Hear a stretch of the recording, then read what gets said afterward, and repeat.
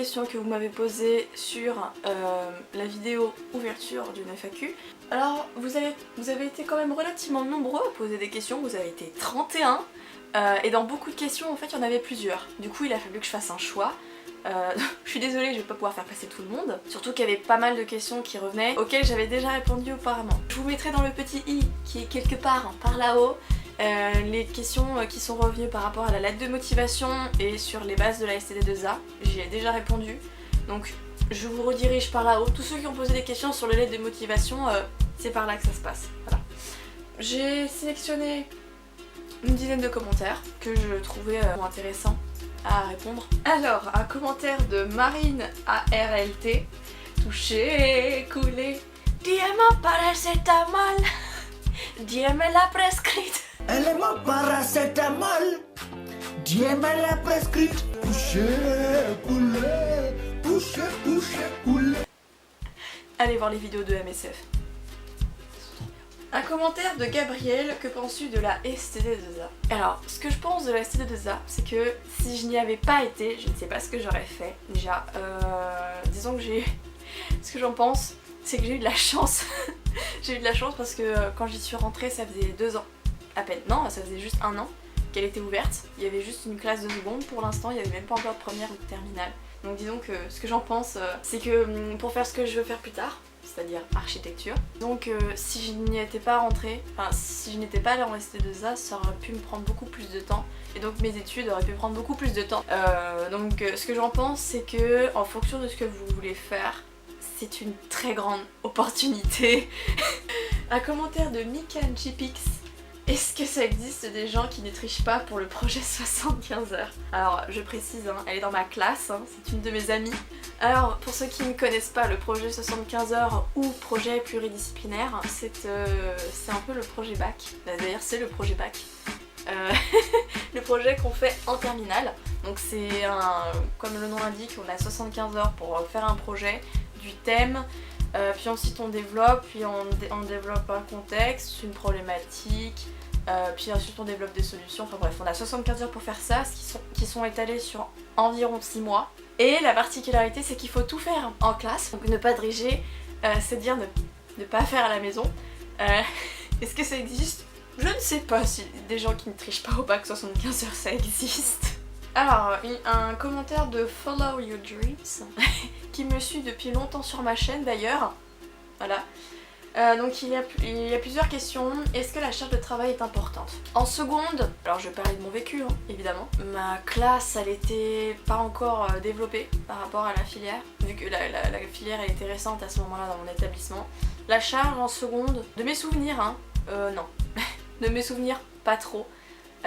Pour ce que c'était, oui. J'avais l'impression d'avoir une tonne de travail, alors qu'en fait, par rapport à aujourd'hui, non.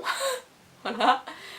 En première, je crois qu'en première, c'est là où la charge c'était la plus importante parce qu'on fait beaucoup de projets qui touchent aux 4 domaines. Hein. Donc je le rappelle, mode, espace, objet, communication. On touche quasiment aux 4 dans l'année.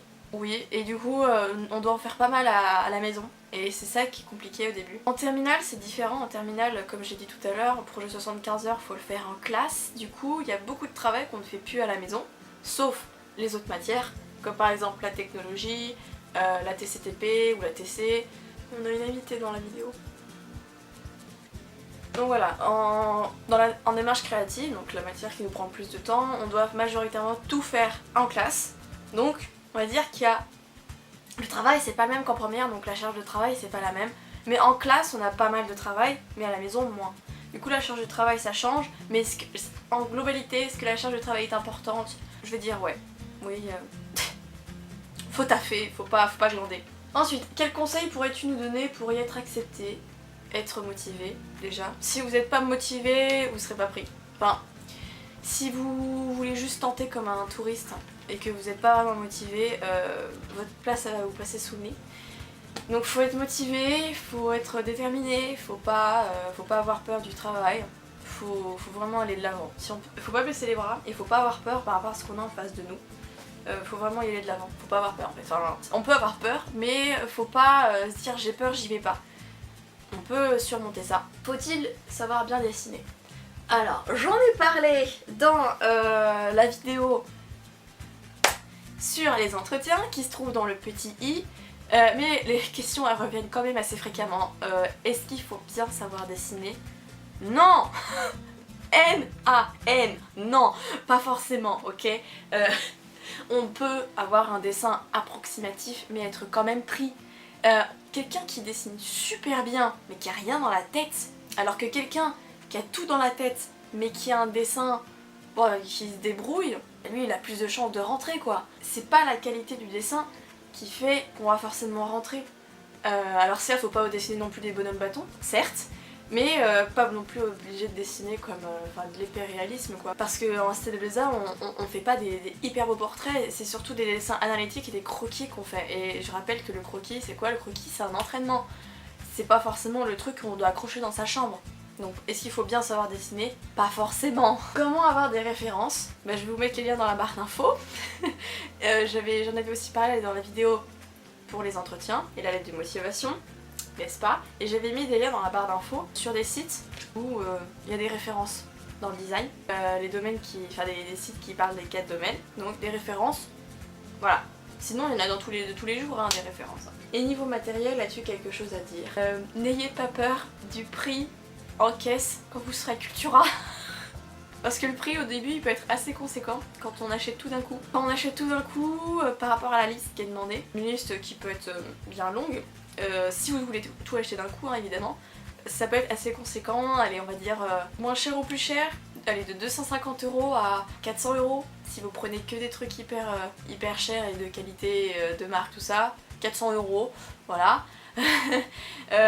Donc ça peut être assez conséquent, faut pas avoir trop peur du prix parce que ça peut faire peur. Mais parce qu'il faut acheter au fur et à mesure de l'année, hein. Ça sert à rien d'acheter tout d'un coup. Je me rappelle que quand moi c'était ma rentrée en seconde, j'ai tout acheté d'un coup, j'ai douillé, mais il y a des choses que je n'ai encore jamais utilisées. Hein. Ça fait 3 ans. Hein. Ça fait 3 ans, mais parfois j'ai du matériel, je m'en suis pas servi. Donc le mieux, ce que je peux vous conseiller à propos de ça aussi, c'est d'acheter l'essentiel. Alors après, je sais pas comment sera votre liste. S'il y aura déjà que l'essentiel ou ce sera déjà une très grande liste, achetez pas beaucoup d'un coup. Achetez au fur et à mesure dans l'année, c'est mieux déjà. Parce que vous allez vous intéresser à différents domaines en fait. Alors, un commentaire de Margot Genin. On entend souvent dire que pour passer en STD2A, il faut avoir des notes très élevées. L'année prochaine, j'aimerais énormément faire une seconde STD2A, sachant que j'ai 14 de moyenne. Et j'ai peur que ce soit vraiment insuffisant. Bref, je voulais savoir quel niveau minimum nous devons avoir en 3ème. Alors 14 déjà c'est une bonne moyenne au collège. C'est pas la moyenne, c'est comme le dessin, c'est pas la moyenne qui fait l'élève que vous êtes. Si vous avez une moyenne de 16, mais que les appréciations elles sont mauvaises, c'est-à-dire bavarde en classe, travail insuffisant, absence en cours, insolence, mais 14 de moyenne, et qu'à côté il y a quelqu'un qui a 13, 12, allez 11, il y a écrit progrès, écoute en classe, attentif, à l'écoute, travaille, fait de son mieux malgré ses difficultés, cette personne-là elle sera prise par rapport à la personne qui a 16, d'accord? Donc c'est vraiment en fonction des appréciations. C'est surtout les appréciations et ensuite les notes. C'est d'abord ça qu'on regarde. D'abord les appréciations, puis les notes. C'est d'abord regarder ce que disent les autres professeurs que de votre moyenne. Donc 14, c'est bien. Après il faut voir les appréciations quoi. Un commentaire de Carole Guénet. J'espère que ça se prononce comme ça.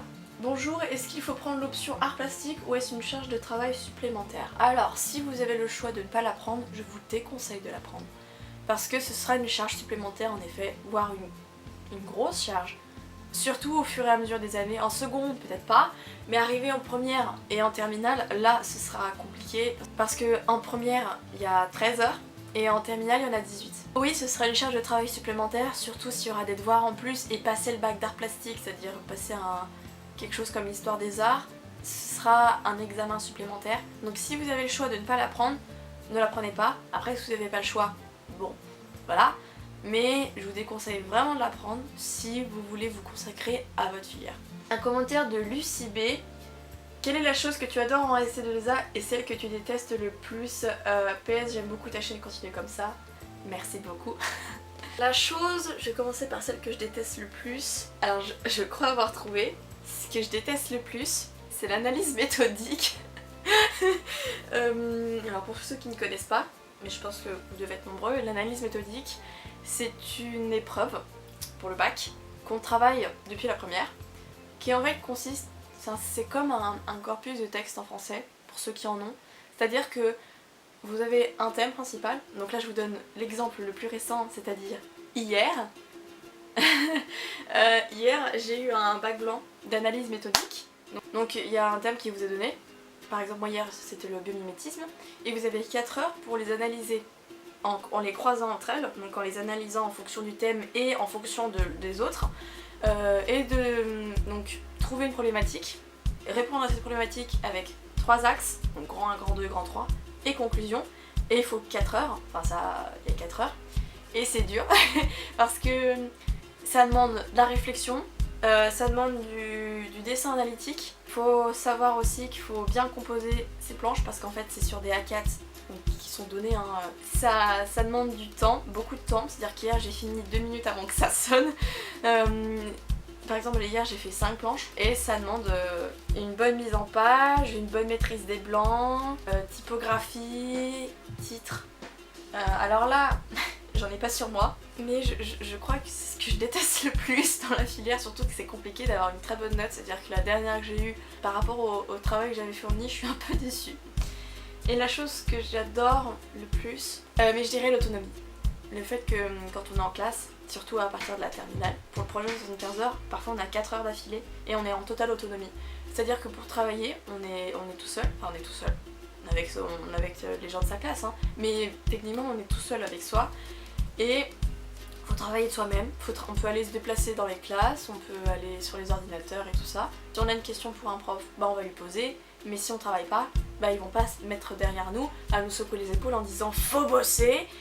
C'est à nous de bosser nous-mêmes et là on est en totale vraiment autonomie, c'est-à-dire que si on bosse pas c'est notre problème et c'est ça que j'adore, c'est qu'on est en totale autonomie sur 4 heures, voilà. Ensuite une question de LD, les personnes qui arrivent de seconde générale ont-elles un décalage ou l'adaptation se fait très rapidement? Alors les personnes qui arrivent en seconde, enfin qui arrivent de seconde plutôt pardon, est-ce qu'elles ont un décallage? À la fois oui et non, parce qu'il y a quand même eu un an qui s'est déroulé, mais vu que la seconde c'est une année préparatoire, ça se rattrape très vite. Donc oui, il y a un décalage, mais en 2-3 semaines, il est très très vite rattrapé, assez rapidement. C'est-à-dire que une question, tout de suite quelque chose qu'on comprend pas, quelqu'un répond, on comprend, et au bout de 2-3 semaines, ça y est, le cheminement il s'est fait dans sa tête, on comprend déjà la filière et les enjeux, enfin tout ça, on arrive à rattraper. Oui, la datation elle se fait très rapidement, mais c'est aussi pour ça, je pense que ceux qui arrivent de seconde et qui sont prises en première, les profs, ils arrivent à déceler quelque chose chez l'élève, ils leur font savoir que l'élève, il peut s'adapter rapidement, c'est ce que je pense. Ensuite, une question de Marion Visio Côté. Votre niveau en dessin a-t-il beaucoup progressé depuis votre entrée en STD2A? Oui, il a énormément progressé. Alors, on ne fait pas non plus des peintures sur toile ou quoi que ce soit, mais on a développé beaucoup de mécanismes. Par exemple, avant, quand on faisait un croquis, allez, je donne un exemple d'une vue extérieure, bah on allait essayer de faire les détails, on allait faire le chemin, tout ça. Tandis que maintenant on a développé le mécanisme, c'est-à-dire qu'on va trouver le point de fuite, on va faire toutes les perspectives, puis ensuite on va faire des lignes approximatives et on va faire le paysage au fur et à mesure.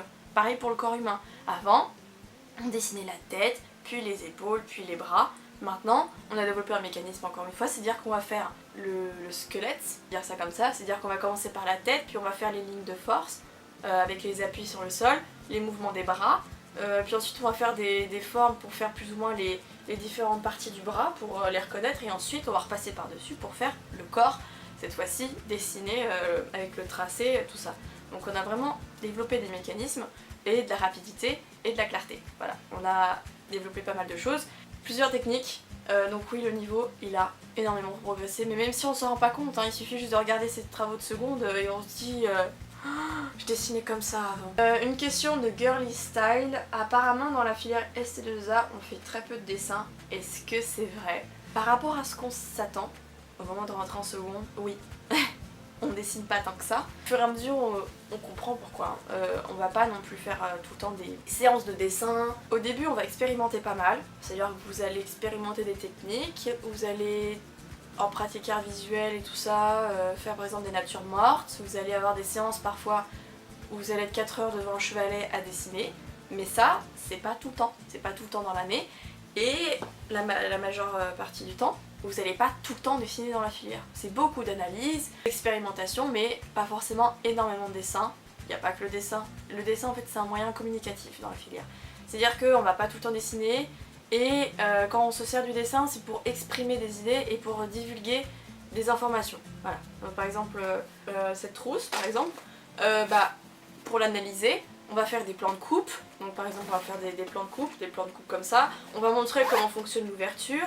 On va voir qu'elle est souple, enfin, il va y avoir des dessins analytiques à propos de ça. Donc oui, par rapport à ce qu'on s'y attend, on se dit ouah, art appliqué, je vais dessiner pendant 18 heures par jour en terminale. Non, non, pas vraiment. Mais le dessin, on dessine quand même, faut pas déconner. Et dernière question de Madeleine. Qu'est-ce qui a été le plus dur pour toi pour entrer et en entrant en STD2A Je croise les doigts pour entrer en STD2A l'année prochaine. Bonne chance. Alors le plus dur pour moi pour entrer, pour l'entretien déjà, c'est que j'étais très stressée. Je suis de nature très stressée, donc j'ai été stressée très rapidement dès que j'ai su la date de l'entretien. J'ai été stressée pour tout, je me faisais des films pour tout, pour rien.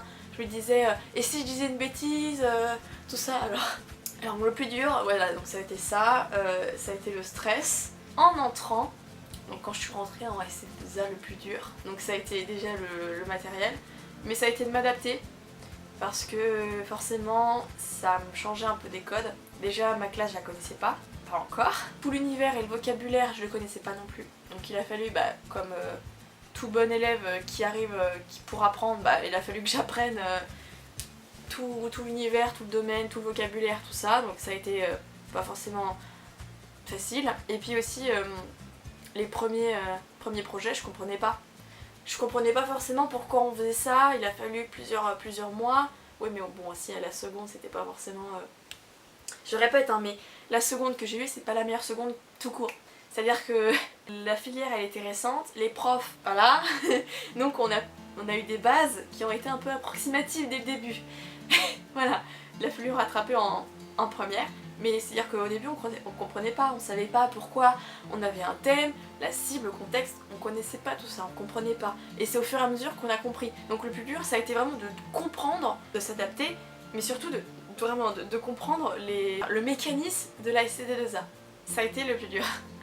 Sinon après ça roule quoi, c'est bon. Voilà, donc la FAQ est terminée. J'espère avoir répondu à des questions, à pas mal de vos questions, et pour ceux qui sont passés dans la vidéo, j'espère que les réponses vous ont suffi. Après n'oubliez pas, je réponds toujours aux commentaires sous les vidéos, c'est pas un problème, mais vraiment il y a des questions parfois qui sont récurrentes et alors que j'ai déjà répondu dans certaines vidéos, encore je le répète dans le petit, en haut, qu'est-ce que la STD2A et réussir son entretien, sa lettre de motivation, tout est là-haut. Alors après certes, je suis actuellement en terminale, à l'heure actuelle où je tourne, j'ai déjà des réponses Parcoursup, donc je suis également un peu dans une situation comme vous, c'est-à-dire que j'ai eu des projets de formation motivés, alias lettre de motivation, j'ai des entretiens qui arrivent à gogo, donc je suis un peu dans la même situation que vous, il y a des questions parfois que je me pose sur les lettres de motivation, mais bref, j'espère que cette vidéo vous aura plu et je vous dis à bientôt.